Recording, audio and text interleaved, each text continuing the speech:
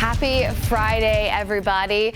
We are seeing once again areas of locally dense fog across the area this morning. Here's actually where the fog is settling. You can kind of see that near the ground here, whereas there's still a decent amount of cloud cover up top. Remember, fog is just low clouds hanging out near the ground. It is locally dense in a few spots, but really the story for today is going to be similar to yesterday. A lot of areas of clouds, often on shower and storm activity, but eventually better weather returns heading into the weekend. Here's a current look at visibilities. The most dense fog is areas west of 77, at least right now. The most dense and most widespread activity, you can see Gastonia, Rock Hill, under a quarter mile right now. We're seeing just under a mile there up in Wilkes County, and starting to see some fog develop in one centered spot there near Cheraw and northern parts of Chesterfield County. Normally, the rule of thumb here is if you have moisture on the ground, so you saw rain yesterday, and you have all of that clear sky condition up top, and then of course lighter winds, you see fog. Now, because we don't have clear skies, I wouldn't say we're checking all the boxes, but we certainly are humid enough with the rain on the ground still from last night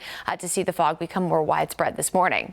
Friday, low in chance for some isolated flooding just because we've had so much rain the past few days. So watch out for that, especially toward this evening and overnight into Saturday. We'll continue to see off and on rain potential. We'll pause this here right around Friday afternoon. Again, notice sunshine mixes in at times. It will certainly not rain for the entirety of the day. And if you look at some of these rain chances the next few days and think, oh my gosh, I need to cancel my plans, I wouldn't do that, because even toward this evening, you can see 9-10 o'clock. Yes, there are a few pockets of isolated shower activity, but really the best storm potential tonight. Look at that, midnight heading into 3 o'clock. Now, not everybody is sleeping at this time, but a lot of folks are. And then by Saturday morning, a lot of this dries out quickly. We'll see a secondary round as the cold front passes by right around 4 p.m.